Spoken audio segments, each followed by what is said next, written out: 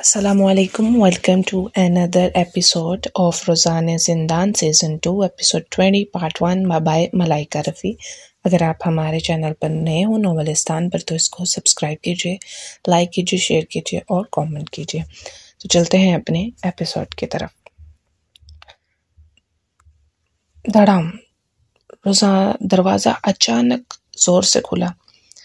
रेहाम जो अपनी मेज़ पर काम कर रहा था ने ऊपर देखा। शेजाम के चेहरे की स्याह पड़ी हुई हालत देखकर वो जल्दी संभल गया। प्रेसिडेंट शेजाम, क्या कोई बात है?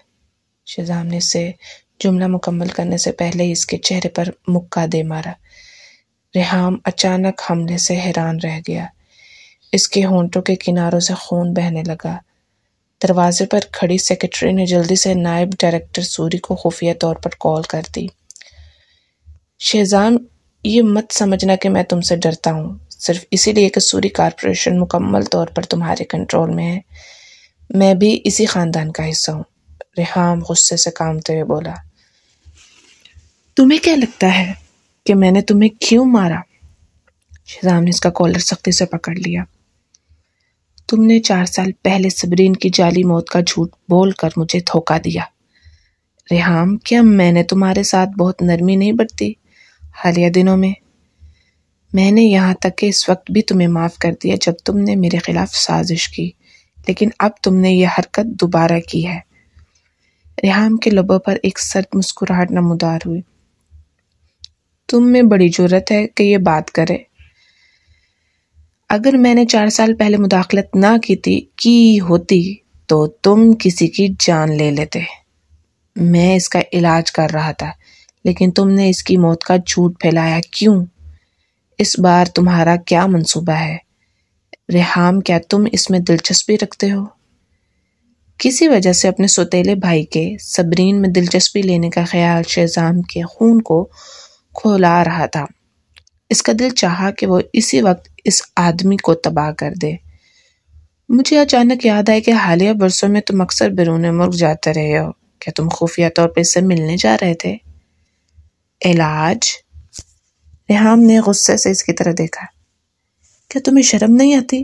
जब मैंने इसे अस्पताल से बचाया तो तुम जानते हो कि इसकी हालत क्या थी। वो इतनी बदहवास थी कि मैं भी इसे पहचान नहीं पाया। मैं इसे एक और डॉक्टर के पास ले गया और पता चला कि इसकी ज़हनी हालत ठीक नहीं थी, क्योंकि इसे बहुत ज़्यादा नफसियाती दवाएं दी जा रही थी। 6 माह के इलाज के बाद इसकी हालत बेहतर हुई। डॉक्टर ने कहा कि वो बिल्कुल बीमार नहीं थी। क्या तुम जानती हो कि एक आम इंसान नफसियाती दवाएं खाने के बाद पागल हो सकता है? अगर ये सिलसिला जारी रहता तो वो वाकई पागल हो जाती। ये बात सुनकर शेजाम हैरान रह गया। यह नामुमकिन है। तुम मुझसे दोबारा झूठ बोल रहे हो। तुम कभी सच नहीं बोलते। इसे यकीन नहीं आ रहा था कि मीरा ने इससे झूठ बोला होगा। अगर ये सच होता तो मीरा के मेहरबान और मासूम चेहरे का तस्वुर करते ही इसका जिस्म कांप उठा। अगर तुम्हें यकीन नहीं करना तो मेरे पास कुछ करने के लिए नहीं है। रेहाम वाकई मायूस था। बहरहाल मैंने 4 साल पहले इसे बचाने का फैसला इसलिए किया क्योंकि सबसे पहले मुझे बुरा लगा कि तुमने इसे हर वक्त घर में कैद रखा था, और दूसरा, मैं इसके चेहरे के बिगाड़ में बिलावास्ता तौर पर अपने किरदार के लिए खुद को मुजरिम महसूस कर रहा था। शेजाम ने इसे घूरते हुए कहा, तुम्हें वाकई इसके लिए कोई जज्बात नहीं है? अगर होता तो क्या? रेहाम ने चालाकी से मुस्कुराते हुए अपने भवें उठाई। तुम्हें क्यों फर्क पड़ता है? क्या तुम मीरा के साथ खुश नहीं हो? क्या यह मुमकिन है कि तुम... नहीं, मैं सिर्फ ये सोचता हूँ कि अपने भाई के साथ एक औरत का रिश्ता शेयर करना घिनौना है। वो सख्त लहजे में बोला। सूरी खानदान भी कभी इसकी इजाज़त नहीं देगा। मेरे ज़ाती मामला तुम्हारे मसले नहीं है। रेहाम ने साफ नाराज़ी से कहा। आज़मा लो मुझे। शेजाम ने रेहाम के सीने पर उंगली रखी। शेजाम के तकब्बुर भरे रवैये से रेहाम गुस्से में आ गया। तुम दोनों को क्या हुआ है? अली ने की ऊंची आवाज़ कमरे में गूंजी। वो इनकी तरफ बढ़ी और रेहाम के होंठ पर खून देखा।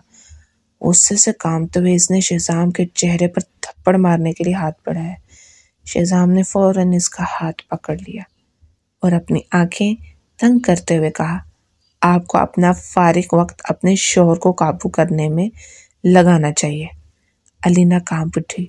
وہ واقعی حیران تھی کہ کیسے بٹ خاندان نے حالیہ برسوں میں اتنی ترقی کی، لیکن وہ یقین نہیں کر پا رہی تھی کہ آفتاب اس کے پیچھے تھا۔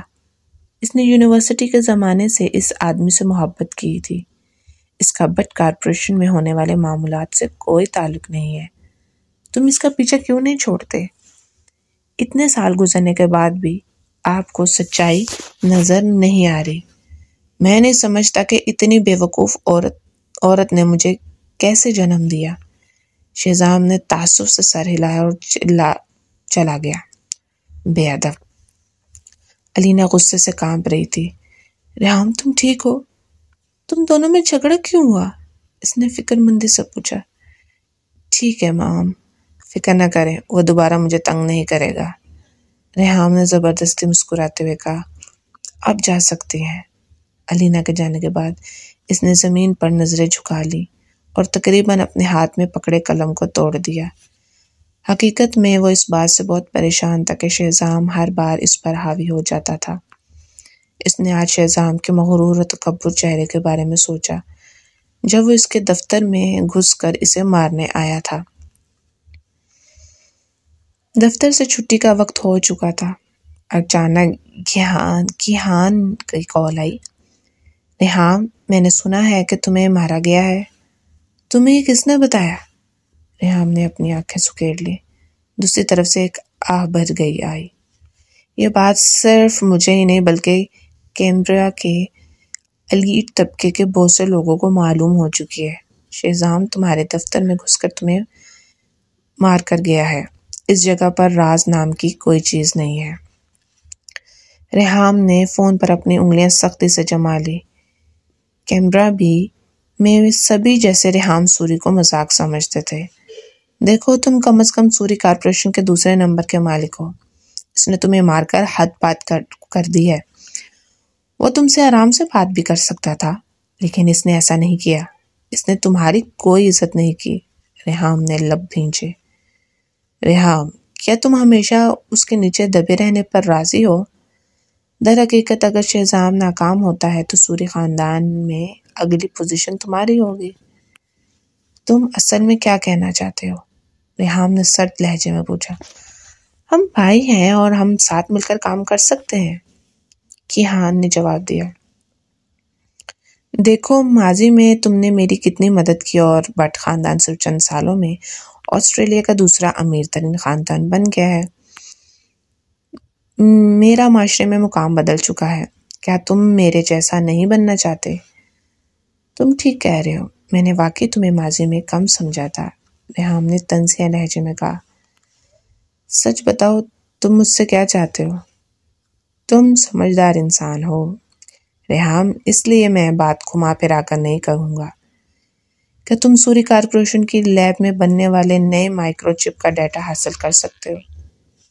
مجھ پر بھروسہ کرو، شہزام کو تباہ کرنے کا یہ بہترین موقع ہے، یا پھر تم ساری زندگی اس کے ظلم تلے رہنا چاہتے ہو؟ تم مجھے زیادہ سمجھ رہے ہو۔ شہزام نے ان حالیہ برسوں میں مجھے کبھی ان ڈیولپمنٹ میں مداخلت کرنے کا موقع نہیں دیا۔ وہ مجھ پر ہمیشہ نظر رکھتا ہے۔ ریحام نے چرمی کرسی پر ٹیک لگاتے ہوئے کہا۔ تم خود راستہ نکال سکتے ہو ریحام، ہم اپنے لیے مواقع پیدا کر سکتے ہیں، گیہان نے قائل کرنے والے انداز میں کہا۔ ریحام نے اپنے ہونٹ کے قریب زخم کو چھوا اور اس کی آنکھوں میں ایک سرد تاثر چمکنے لگا۔ شام 6 بجے شہزام سمندری کنارے والے ویلا میں واپس آیا۔ اسے کچن سے سٹیک پکنے کی خوشبو آئی۔ میرا ہلکا گلابی ایپرن پہنے کچن سے باہر نکلے جس پر کارٹون بلی بنی ہوئی تھی۔ نیچے پہنی گئی سفید لباس صاف اور بے داغ لگ رہی تھی۔ تاہم شہزام کے دماغ میں غیر ارادی طور پر صبرین کا خیال آیا جو آج صبح کچن میں کھانا بنا رہی تھی۔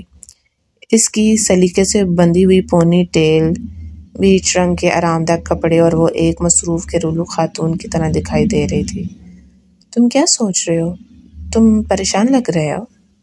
میرا نے اس کی طرف بڑھتے ہوئے اس کے سینے پر ہلکا سا مکہ مارا۔ میں سوچ رہا تھا کہ آج رات تم کیوں کھانا بنا رہی ہو؟ وہ حیران ہوا کیونکہ اسے احساس ہی نہیں ہوا کہ وہ خیالوں میں کھو گیا تھا۔ کیوں نہیں؟ بہت دن ہو گئے ہیں کہ ہم نے کینڈل لائٹ ڈنر ساتھ میں کیا ہو۔ میں نے آج اسٹیک بنایا ہے، کیسا رہے گا؟ اس نے مسکراتے ہوئے کہا۔ ٹھیک ہے۔ شہزام نے اس کے معصوم چہرے کو دیکھتے ہوئے ریحام کے الفاظ یاد کیے۔ صبرین 4 سال پہلے ذہنی مریض نہیں تھی، وہ صرف نفسیاتی ادویات کے اثرات کی وجہ سے ذہنی طور پر غیر مستحکم تھی۔ اگر یہ بات سچ ہے، پھر میرا نے شہزام سے صبرین کی افسردگی کے بارے میں جھوٹ بولا ہوگا جب اس نے اسے دماغی اسپتال بھیجنے پر قائل کیا تھا۔ اگر صبرین 4 سال پہلے مر نہ گئی ہوتی تو شاید شہزام واقعی اسے واپس دماغی اسپتال بھیج دیتا اور یہ بات یقینی طور پر اسے حقیقت میں پاگل بنا دیتی۔ اس بارے میں سوچنا ہی شہزام کو کانپنے پر مجبور کر رہا تھا۔ کیا ہوا؟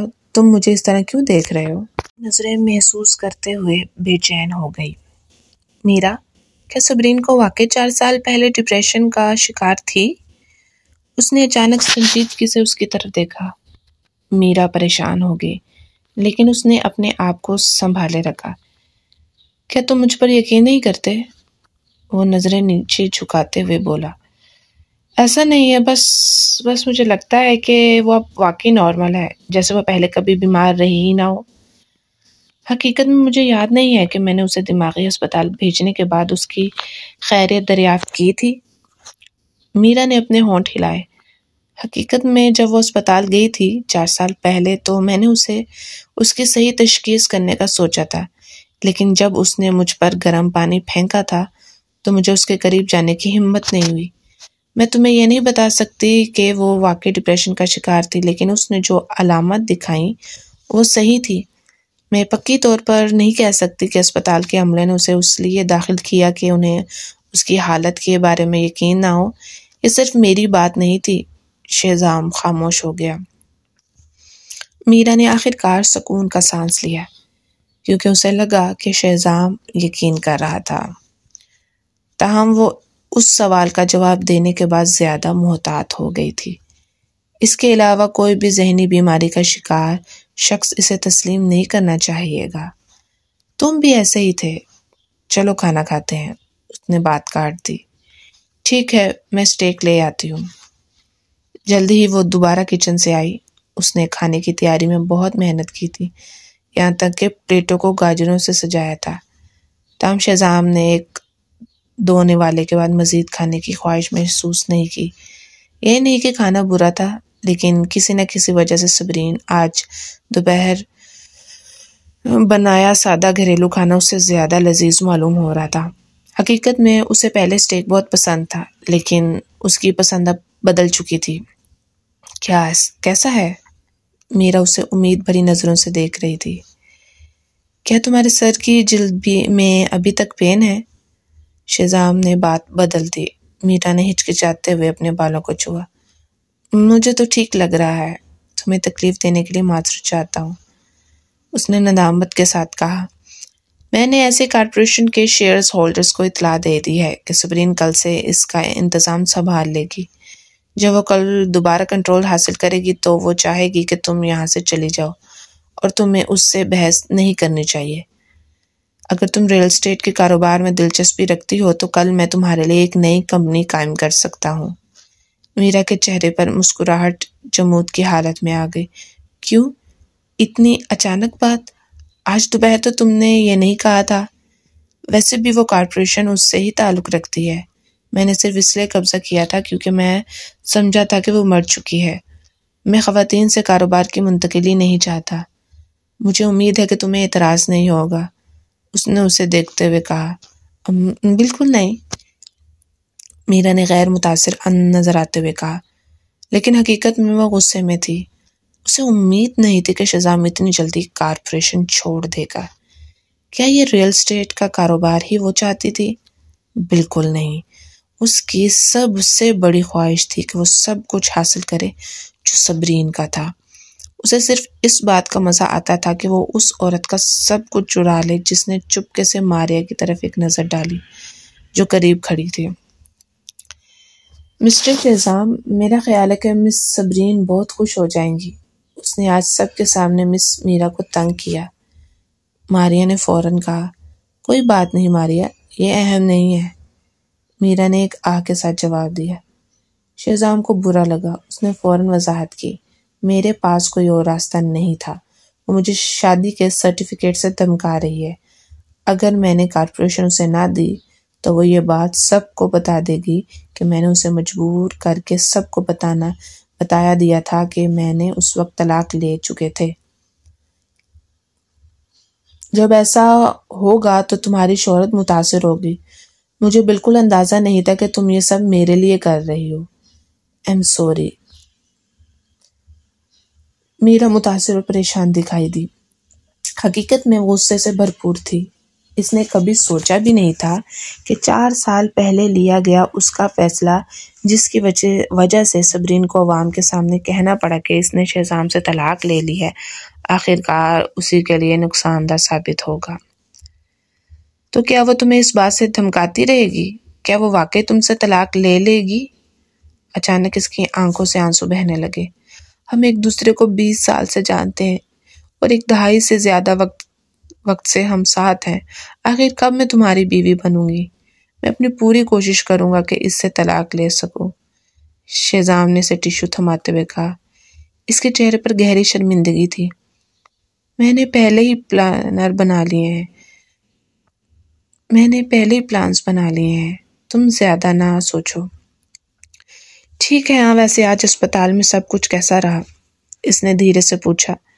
ماریا نے جان بوجھ کر انہیں اکیلا چھوڑ دیا۔ شہزام کا خوبصورت چہرہ یکدم اتر گیا اور اس نے نظریں جھکا لی۔ میں اس کے لیے کچھ میڈیسنز لے رہا ہوں۔ یہ تو بہت اچھا ہے۔ میرا کے چہرے پر خوشی جھلکنے لگی۔ اس نے کھانے کے چند جلدی نوالے لیے اور پھر اوپر چلا گیا۔ میرا نے اپنے دانت بھینچے اور میز پر رکھی بڑی سی بچی ہوئی اسٹیک کو غصے سے دیکھا۔ اگلے دن ایس اے کارپوریشن صبرین نے مین انٹرنس میں ایک نفیس بزنس سوٹ پہنے ہوئے قدم رکھا۔ وہ چلتے ہوئے ریسیپشن پر دستک دیتے ہوئے آگے بڑھ گئی۔ کل کی ریسیپشنسٹ نے کپ کپاتے ہوئے اوپر دیکھا۔ چیئر وومن صبرین، کیا اب تم نے میرا چہرہ یاد کر لیا ہے؟ مجھے امید ہے کہ آئندہ آنے پر مجھے اپوائنٹمنٹ لینے کی ضرورت نہیں ہوگی۔ صبرین نے مسکراتے ہوئے لفٹ کی طرف قدم بڑھا دیے۔ ریسیپشنسٹ کی ٹانگیں کمزور پڑ گئیں۔ آج صبح جب اسے معلوم ہوا کہ صبرین نئی چیئر پرسن ہوگی تو وہ اپنی نوکری کھونے کے خوف سے کانپ رہی تھی۔ خوش قسمتی سے ایسا نہیں ہوا۔ جب صبرین کانفرنس روم میں داخل ہوئی تو اسے معلوم ہوا کہ تمام شیئر ہولڈرز پہنچ چکے ہیں۔ میرا دائیں طرف کی پہلی نشست پر بیٹھی تھی۔ کئی شیئر ہولڈرز اس کے گرد جمع تھے تاکہ اسے خوش کر سکیں۔ صدر میرا، جب میں پچھلی بار بیرون ملک بزنس ٹرپ پر گیا تھا تو میں نے یہ پرس دیکھا جو میرے خیال میں آپ پر بہت جچے گا۔ صدر میرا، یہ مشہور مصور ہلٹن یوہان کی ایک اصلی پینٹنگ ہے۔ سنا ہے کہ ان کی آرٹ ورکس کی قیمت کم از کم سے کم $1,000,000 میں ہوتی ہے اور انہیں حاصل کرنا بہت مشکل ہے۔ میں انہیں ذاتی طور پر جانتا ہوں، اس لیے یہ آپ کے لیے ایک چھوٹا سا تحفہ ہے۔ صدر میرا، میں بیرون ملک سے یہ ریڈ وائن لایا ہوں۔ یہ تقریباً 40 سال پرانی ہے۔ صبرین نے سربراہی نشست پر خود کو آرام دہ کیا۔ اس نے آئس ٹی کا ایک گھونٹ لیا اور پھر گلاس زور سے میز پر رکھ دیا۔ کانفرنس روم میں موجود سب کی نظریں اس کی طرف مڑ گئیں۔ آپ سب کو کیا ہو گیا ہے؟ میرے ارد گرد جمع ہونا بند کریں۔ آج ہم بورڈ میٹنگ کے لیے یہاں ہیں۔ چیئر وومن صبرین کی واپسی کا خیر مقدم کرتے ہیں۔ صبرین نے اس عورت کی طرف دیکھا۔ آج بورڈ میٹنگ ہو رہی ہے؟ کیا تم بورڈ کی رکن ہو؟ تمہیں یہاں آنے کی اجازت کس نے دی؟ میں فکر مند تھی کہ آپ کو کمپنی کے معاملات سے نا واقفیت ہوگی کیونکہ آپ چند سالوں سے دور تھیں، اس لیے میں آپ کو اپ ڈیٹ کرنے آئی ہوں۔ میرا گھبراہٹ اور مظلومیت کے ساتھ بولی۔ ڈائریکٹر وان نے اس کی حمایت کی۔ صبرین، مجھے معلوم ہے کہ آپ دونوں کے درمیان ذاتی اختلافات ہیں، لیکن ان کا کمپنی میں ذکر کرنے کا کوئی فائدہ نہیں۔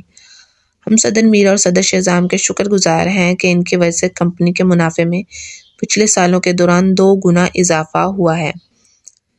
اس وقت ہمارے شیئرز کی قیمت $20 ہے۔ یہی بات ہے، ہمیں اچانک بتایا گیا تھا کہ آپ مر چکے ہیں، لیکن یہ معلوم ہوا کہ آپ زندہ ہیں، اور پھر بھی آپ نے 3 سالوں تک کمپنی کو نظر انداز کیا۔ کوئی اور چیئرپرسن آپ جیسا نہیں کرے گی۔ میرا نے لوگوں کی توہین کے درمیان بولنا شروع کیا۔ چیئر وومن صبرین کے یقیناً کچھ وجوہات ہوں گی۔ صدر میرا، آپ بہت مہربان ہیں کہ ان کے ایسا سلوک کرنے کے باوجود ان کی حمایت کر رہی ہیں۔ ایک شیئر ہولڈر نے کہا، سب کو معلوم تھا کہ میرا ایک دن مسز شہزام بننے والی ہے، اور صبرین، یہ تو اس کی اپنی غلطی تھی کہ اس نے شہزام کو جانے دیا۔ یہی بات ہے، اسی لیے صدر شہزام نے آخرکار آپ کو منتخب کیا۔ مرد ہمیشہ اس عورت کو پسند کرتا ہے جو سمجھدار ہو۔ کچھ نے آہستہ سے سرگوشی کی۔ صبرین نے اس شخص کی طرف تیز نظریں ڈالی جس نے یہ تبصرہ کیا تھا۔ مزے کی بات یہ تھی کہ وہ ایک خاتون شیئر ہولڈر وریشا تھی۔ ڈائریکٹر وریشا، آپ کے بھونکنے کی عادت واقعی آپ کے نام پر پوری اترتی ہے، اس نے طنزیہ لہجے میں کہا۔ ڈائریکٹر وریشا کو اس جملے کا مطلب سمجھ آیا تو وہ غصے سے بھر گئی۔ چیئر وومن صبرین، آپ کا مطلب کیا ہے؟ کیا میں غلط کہہ رہی ہوں کہ مرد ہمیشہ نرم و خوبصورت عورت کو پسند کرتے ہیں؟ میں صرف 3 سال کے لیے غائب تھی، اور اب ہر کوئی سوچتا ہے کہ وہ میرے ساتھ بدتمیزی کر سکتا ہے نا؟ یہ مت بھولیں کہ آپ سب کو اس بورڈ میٹنگ میں بلانے کے لیے کس نے ہدایت دی تھی۔ صبرین نے کمرے کو یاد دلایا جو لوگوں سے بھرا ہوا تھا۔ یہ شہزام تھا۔ سب خاموش ہو گئے۔ میرا مشورہ ہے کہ تم ابھی یہاں سے چلی جاؤ، ورنہ میں ہاشم کو کہوں گی کہ تمہیں باہر نکال دے۔ میرا کا خوبصورت چہرہ ایک دم زد پڑ گیا۔ وہ جانتی تھی کہ ان دونوں نے ابھی تک طلاق نہیں لی تھی، لہٰذا اگر صبرین سب کے سامنے حقیقت بتا دیتی وہ قدرتی طور پر تیسری عورت بن جاتی۔ ٹھیک ہے، میں جا رہی ہوں۔